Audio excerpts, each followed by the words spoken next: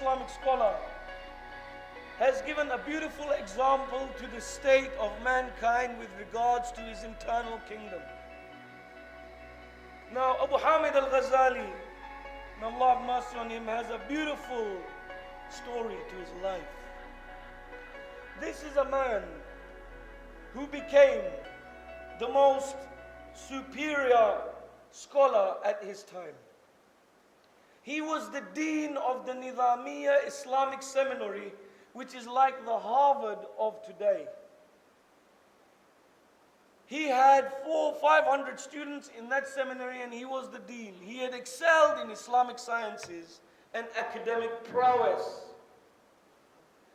One day, Ghazali was walking along with his donkey and his belongings, and a thief came to him. He came across a robber who stole or attempted to steal everything this man possessed. Ghazali said to this robber, he says, "Look, man, you can take everything, take it. But one thing, don't take my books, because this is my life." He was a scholar. The robber said to him, he said, "What kind of an alim are you if you need your books?" Ghazali said, "This robber taught me the biggest lesson of my life." And he was right. What kind of an alim would I be if I had to depend and I needed the books? So he entered into a midlife crisis. A crisis where he said to himself, how do I know that what I know is actually real and true? What he did, others go through other types of midlife crisis. We get a sports car, these kind of things. Ghazali went through this kind of midlife crisis, questioning the nature of his knowledge. So he abandoned his position as the dean of the college and went searching for Allah subhanahu wa ta'ala, to find and taste Allah subhanahu wa ta'ala. Realizing that all his knowledge was just mind, academic knowledge in the mind, not real knowledge which activates and brings life to the human being. 10 years he traveled through Mecca, through Palestine, through the lands. And in these 10 years, he wrote his magnum opus work, which is called Ihya Ulum ad-Din, the revival of the religious sciences, where he saw that at his time, Islam had become dry, where it had become limited simply to the halal and haram, the legal laws, and that was it. So he wrote this work, which is 4 volumes to 8 volumes, to inject spirit into deen, to teach the spirit and the meaning behind these actions and why Allah wants us to do them. Now he gives a beautiful example about this human kingdom. He says the human being is like a city or a kingdom. In this city, which is the body, there are workers and craftsmen.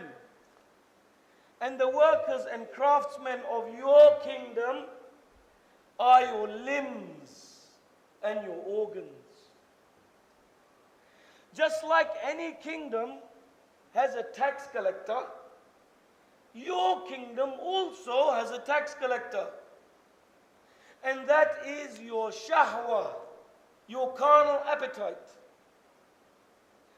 Just like any kingdom has a police force, policing, your kingdom has a police force, and that is your faculty of anger.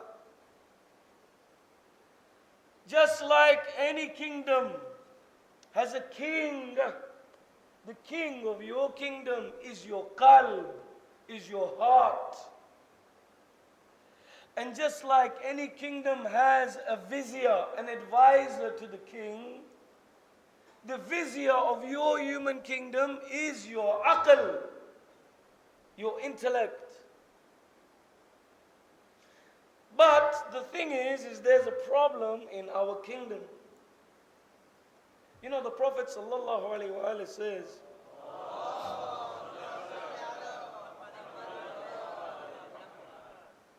"Al-qalb bimanzilat al-badan, kal-imam bimanzilat al-nas."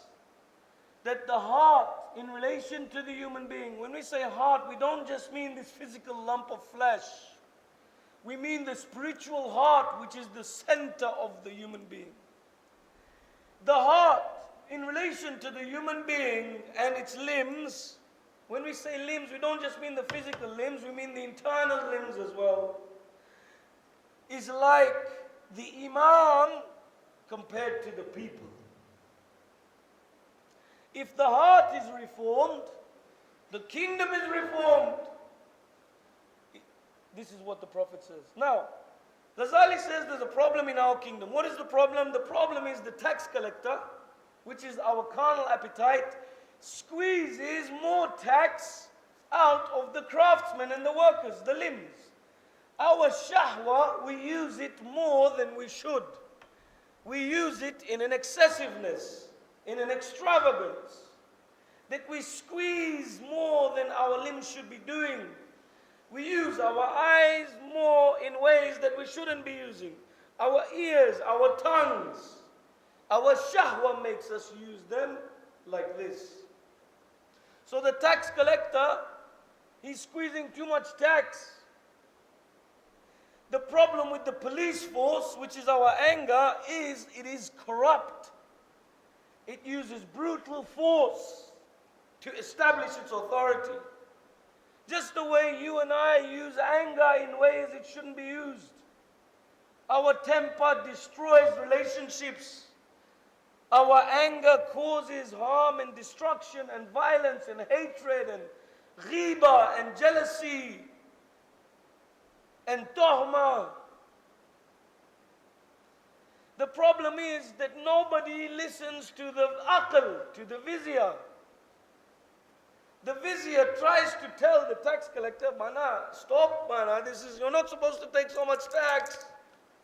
He tries to tell the police force, "Stop using brute force." The problem is what? Is nobody listens to the poor aql.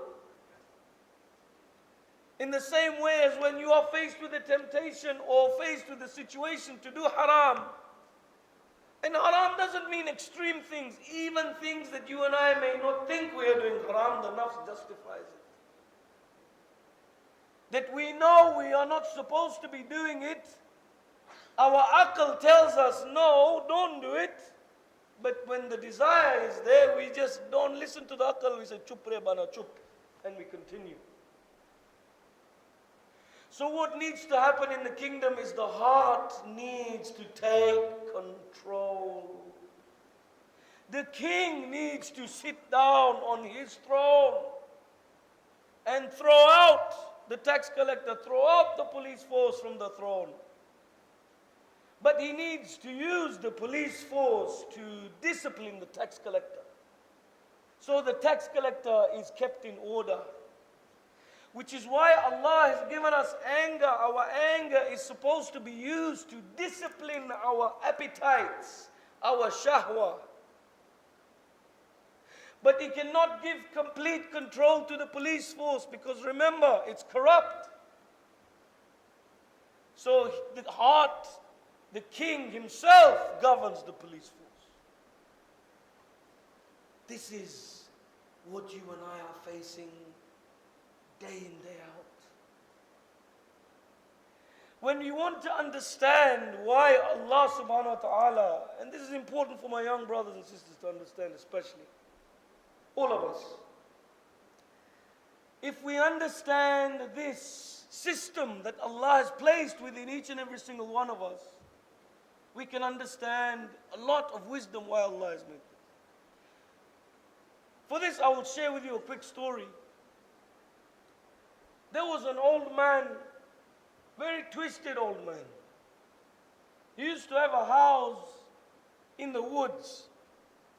Every day, in the evening, a young student of the Hawza, pious, handsome guy, used to walk past his house. Now this old man, he was twisted, as I said. He wanted to trouble this student a little bit, give him churwa. So one day, what happened? In the evening, as this young boy is passing, this young sheikh, the old man, he lets out his chickens from the pen, and the chickens run onto the street.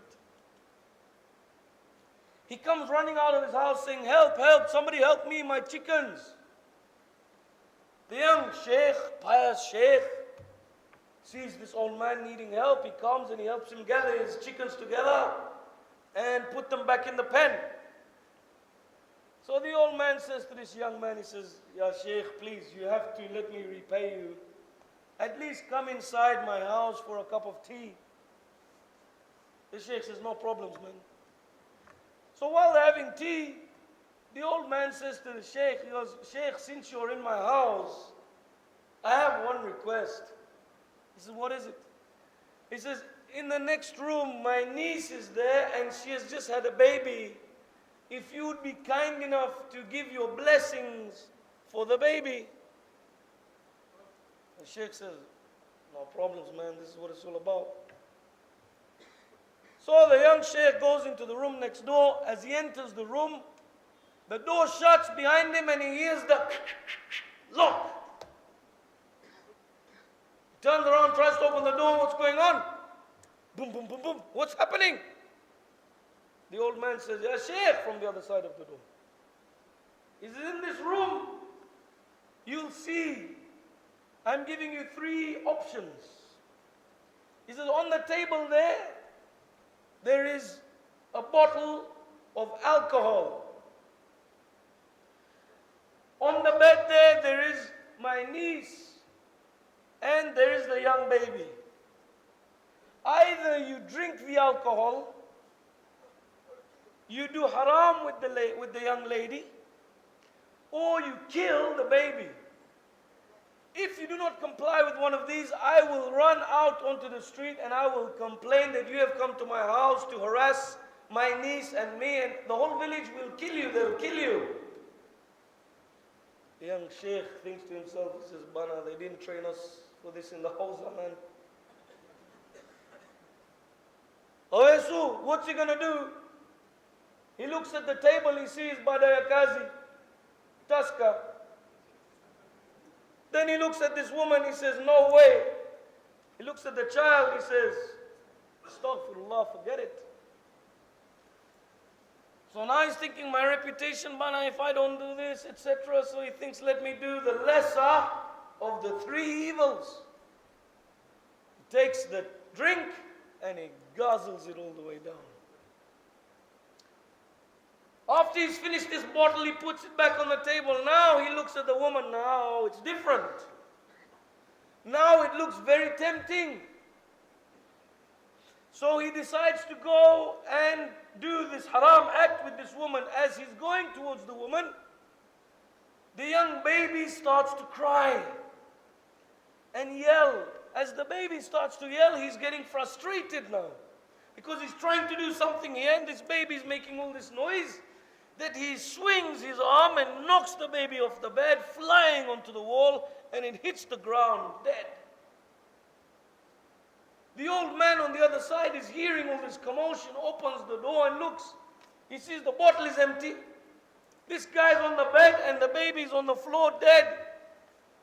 He says, "Sheikh, I didn't say all 3. He runs out screaming and shouting in the street, complaining about what has just happened. What is the moral of this story? What do we learn from this? That we see that this young man thought he could get away with the lesser of the 3. Alcohol, drugs, all these things, the reason why Allah has made them haram is because they numb and anesthetize the aql. They put the aql to sleep. So when he devoured this, his aql was put to sleep and his animal self came out to govern. And he was governed by his shahwa when he went to the woman. governed by his anger when he hit the baby.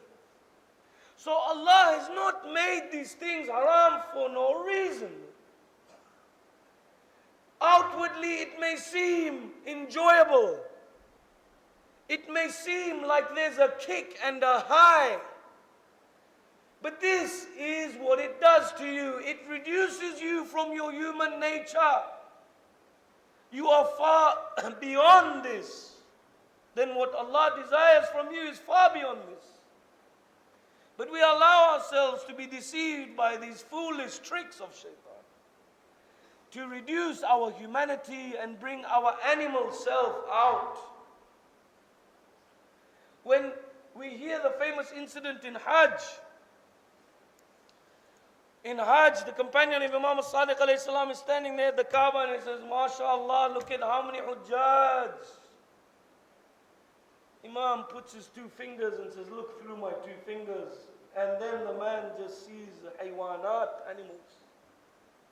Animals walking around the Kaaba except one or two handful of human beings.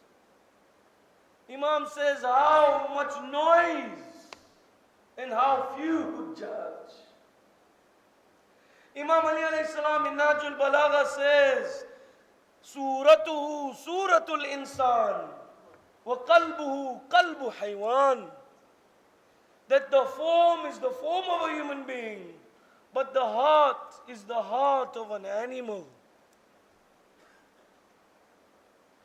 We have to come out of this state of being controlled by our shahwa. Let me give you a tangible example of shahwa.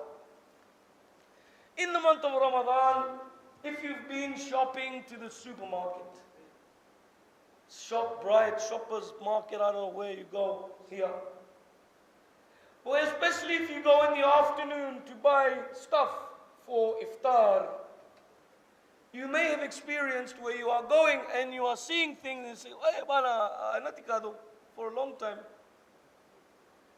You end up putting things in your basket and trolley that you would not normally buy. When it comes to iftar time, you end up not even touching those things. If you were to make the same trip to buy at the supermarket after iftar, it would be a totally different visit. How would the shopping be after as compared to before? How many things would we buy before that we would not normally buy? When we see these colors and we see this and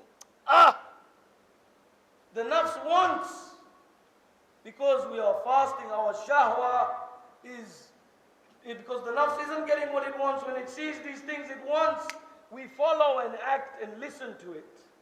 This is the shahwa. Now you may think, why is this all there? Why has Allah put this in us? If we take the example of a human being who was absolutely perfect, Allah sent this guy down to this earth now. Everything is in balance. He would eat and drink whenever he's hungry and whenever he's thirsty, and he would eat and drink just what he needs. He would marry because he would see the need for a spouse, and he would marry and have his spouse and engage when he has the need. But if you took this human being who is in balance and you brought him to the biggest feast, you put all the delicious, colorful dishes in front of him now, he would sit there and he'd look at this and he'd look at that and he'd get attracted to this and attached to that, and he would end up eating more than he needs. Till he realizes that he can't put another bite in the mouth. If you took this guy who's in balance and you put him in a place where all the beautiful members of the opposite sex are there, he would get attached to this, attached to that, attached to this, and he would use his desire in excess. When the soul attaches to these things, this attachment creates these vices. That attachment to these foods creates the vice of gluttony, whereby we eat more than we need and we fill full blast. In the month of Ramadan, the effect of the fast is smashed when we blast it in the evening and the night to make up for what we missed in the day. Not only to make up from what we missed in the day, but to prepare and store for the next one. The effect of that fast is getting effaced. The same thing goes with the desire for the opposite sex, the desire for power, domination, fame, etc., etc., etc. So like this, the human being gets attached to these things, and these attachments create or give birth to these vices inside the soul. Hence the problems and the diseases that the human being has in the soul. This is why our A'immah alayhi salatu wassalam have continuously come and informed and reminded us about these things. Imam al-Sadiq, I will leave you with this, and tomorrow inshallah we will begin with a very practical means of seeing how we can begin to work on this. Imam al-Sadiq alayhi salam says, Inna Shi'ata Ali. If you want to see a follower of Ali, who is this guy? Who are these people? Man affa farjahu wa batnahu washtadda jihada. The ones who protect their private parts, which means their sexual desire. They do not engage in sexual deviancy. Not just physically, even with their eyes and tongues and whatever. Man affa farjahu wa batnahu, and their stomachs. They are very vigilant over how they use these things. وَاسْتَدَّ جِهَادَهُ, and they are intense in their struggle for Allah. وَعَمِلُوا لِخَالِقِهِ, and they work only for their Creator. وَرَجَى ثَوَابَهُ, and they have serious hope in His reward. فَإِذَا رَأَيْتُمْ هَؤُلَاءِ, Imam Sadiq alayhi salam says, then if you see these cats, man, if you see these guys with these qualities, هَؤُلَاء شِيعَةُ Ja'far. These are the Shia of Ja'far. These are the followers of Ja'far. So what I am sharing with you over these nights, till now and forthcoming, will give us a vision and a structure and program of how to be a true follower when we can implement these teachings after understanding the grassroots and the foundational structure of who we are.